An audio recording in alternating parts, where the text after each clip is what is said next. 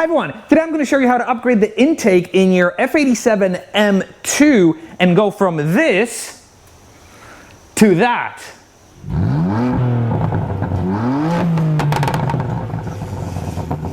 And the intake we're going to be installing is the Armaspeed intake. Huge thanks to Keys Motorsports for sending us this intake and giving us the most amazing deal.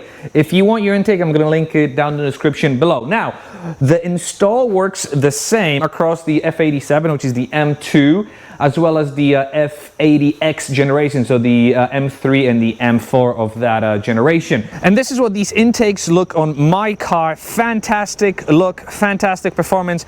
And the reason why Alejandro over here is getting them is because one day I was driving by him, I zoomed by him, I made that whooshing sound, and he fell in love, which is why we went with this intake. So this car has an aftermarket intake, but essentially the install is going to be the same. What's going to be different is he's got a couple of these aftermarket engine dress-up kits, but again, instead of using 13mm sockets, we're just going to use some Allen wrenches. But essentially what we're going to do is we're going to pop off these plastics, which will allow us to take this carbon fiber brace off. Then we'll be popping off these sensors, popping off the coolant reservoir, and then disconnecting it from the tubes here as well as down there.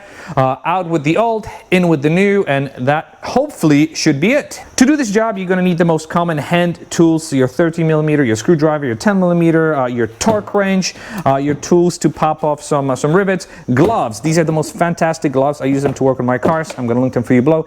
And some wipes to wipe your gloves and dirty hands if that happens. And this is how this intake comes in a box. Obviously, we open the box. It's nicely wrapped. You've got all the intake pieces. So what we're going to do now is we're going to lay everything out on the floor to make sure we've got all the pieces and start disassembling this beautiful engine bay. We're going to start off with these plastics. These plastics use these 10mm nuts here up top. You can just use your hand to twist them, and then they're also held on these rivets. Do yourself a favor, get yourself some proper rivet popping tools. They come in very, very handy.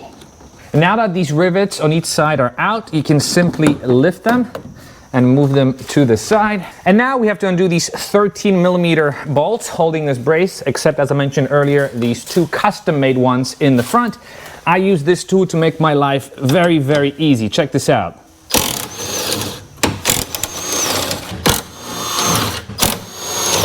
And now these fancy Allen bolts. Oh, this one was a tough one. Look how beautiful they are. I'm also going to show you where to get them down below. Here's my quick workaround. Technically, you're supposed to be removing these rubbers from the strut towers, but I won't. All I'm going to do is I'm going to just lift it up, and then I'll be able to slide this one out. Except, I have to undo this 10mm nut holding the coolant, and now we can slide this guy out and put it in a safe place. Next, we're going to remove these MAF sensors. So you basically press the little button here and it slides out. Same thing on this side. Simply hold it from the back, press that little button, and it should slide out. This little sensor also you squeeze and it pops out. And now we can start undoing this intake. Now you can use a flathead screwdriver or you can use a 6mm nut. There's also this hose that typically on a stock intake is connected with a little bracket. In this case, we just have a double-sided tape. And now you should be ready to remove this intake. It's also a good practice to stuff a microfiber towel in here just in case we drop anything. And we're going to do the same thing with this intake tube. It is being held on these clamps here. So again, undo the clamp and pop it out. For tough to reach places, you should get yourself one of these angle tools. You can come from up here, undo this nut, but you can actually use a screwdriver and screw it from the top. And now we can simply slide it out. And just like with the other side, we're going to put a piece of microfiber towel here. Next, we're going to remove these intake boxes. Whether you have aftermarket ones like these or stock, they simply pop out. So you just unclip it from its hooks and they simply just fall out. Same thing on this side, except you have an intake tube, so you've got to sort of pull it out and away from that intake tube and it will come right out. Now we can start assembling everything together. What we're going to do is we're going to take this piece, so your left-hand side dry, but if you're looking at the engine bay on your right-hand side, they're not labeled, but look at the one that kind of looks like maybe like a fancy boat. You flip it like this, and you see there's a little nub that sticks out from it. It lines up with that bumper that's at the bottom, the OEM bumper. So basically, you just wiggle it in, put it under the intake, and slide everything in place. On this side, you also have this little bracket that should line up with this Allen bolt. So we're gonna remove this Allen bolt and snug everything together. So the Allen key, you undo it. If your car is stuck, you probably don't have an Allen key, but in this case, we do. And now, this is gonna be kind of hard to see, but you have to attach this intake to this intake tube. You take this little screw and you attach the intake with it. So this is what I was talking about. You see this guy? This is the one that you have to tighten from the inside using a small Allen key, and this is the one that we tightened earlier. So now this sits on it nice and sturdy. This is the second side, the one that does not look like a boat. So this is how it goes in, and first, before we install it, I forgot to tell you on the other side, you remove this screw and the washer, because this screw will hold the actual piece to the intake tube that sits down there. After you do that, you see you've got this little nubbin here, and this goes into this rubber receiver, and this piece goes under the intake tube, and this is a quite easy thing to do. You just go in there, make sure you don't scratch anything that's visible. To be safe, we're gonna pop off this engine cover. Hey, we're gonna have Alejandro do it. I don't wanna mess it up. See, so now we have a lot of room to play with. Again, just go in, make sure this lines up here and it falls in place. Now the next step is, you've got your little Allen tool. We're gonna put it here up top. You're just gonna marry the plastic intake tube to this carbon fiber intake. You snug it by hand first, and then you tighten it. And this is what it looks like. This is the bolt and washers that we tightened. And as you zoom out, this is your piece. I didn't realize that the aftermarket intakes removed this OEM piece. So we put this back on. So when you're installing yours on OEM intakes, you're gonna be unscrewing the original intakes from here, not all the way from the back. But we reinstalled the OEM sort of C-pipe here.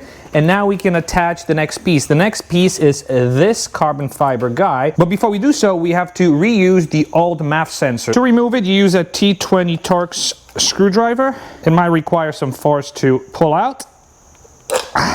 So there you go, we removed it from the stock intake, pop everything back in, and they give you these pretty long Allen screws to screw everything back in place. Now that the MAF sensor is attached, we're gonna take this filter, we're gonna attach it into this beautiful intake and then tighten it using a screwdriver. By the way, when you install these filters, make sure that you put this guy away from the connections. The instructions tell you not to clamp it on the actual connection. So when we do that, now we can simply just take this intake tube in along with the filter and stick it into the OEM tube.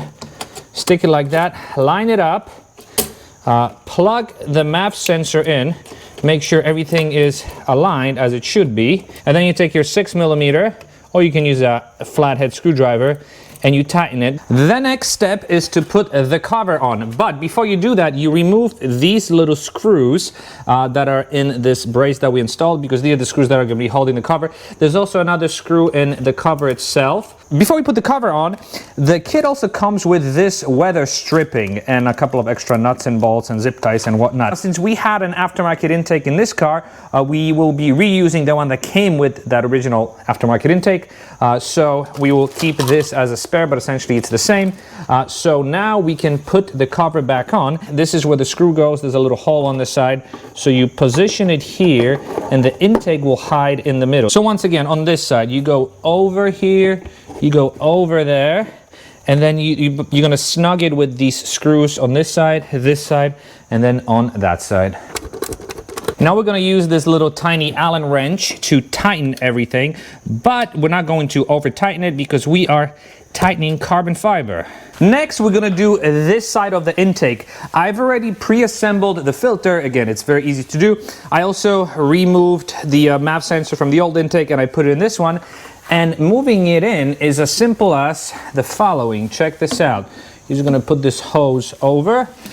I'm going to rest it on the other side. Slide it in place here, just like that. Easy there. And now we can tighten this.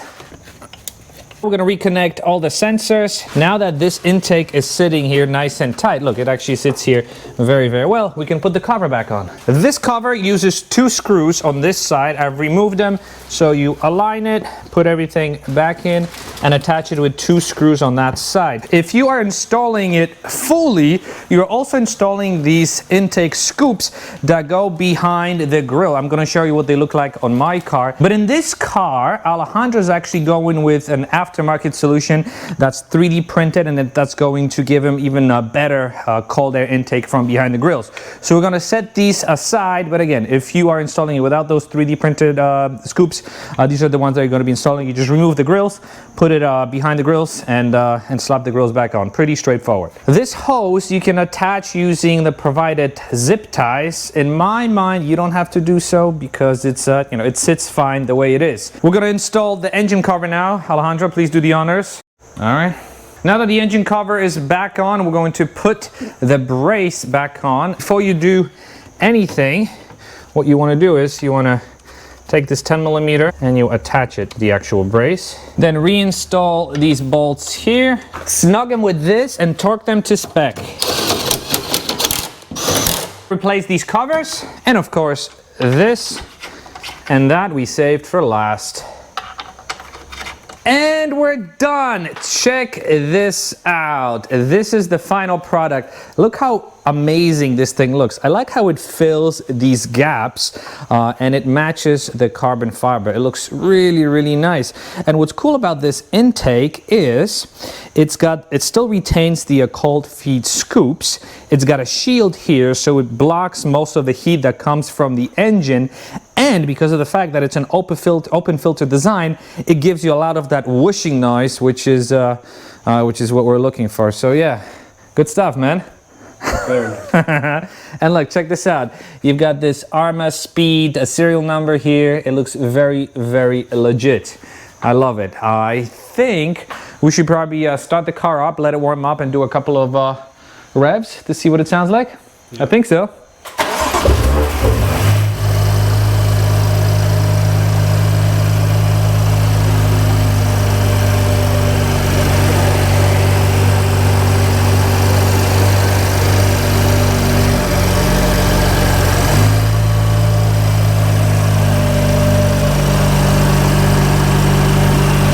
You're about to enjoy this sound clip, but I'm gonna say goodbye.